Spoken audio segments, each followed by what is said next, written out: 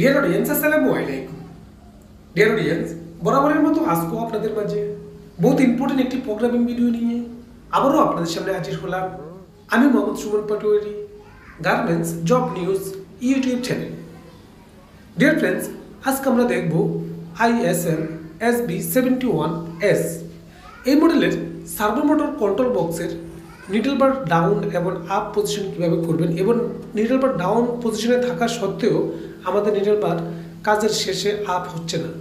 আপনারা একটু ভালোভাবে লক্ষ্য করুন, আমরা যখন মেশিনটি রান করি আমাদের মেশিনের নিডল বার কিন্তু ডাউনে দাঁড়াচ্ছে ঠিকই, কিন্তু আমাদের যখন কাজটা শেষ আমরা প্যানেল থেকে যখন পিছনে প্রেস করি তখন আর নিডল বারটা কিন্তু উপরে উঠতেছে না।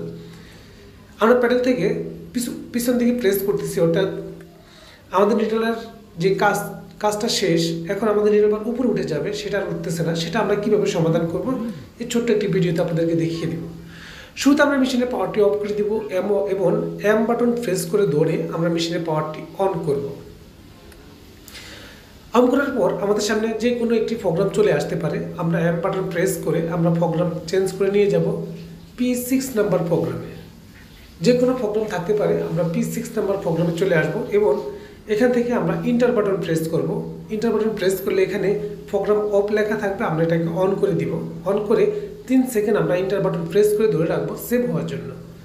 এখন আমরা আবার মেশিনের পাওয়ারটি অফ করে দিব এবং পুনরায় অন করব।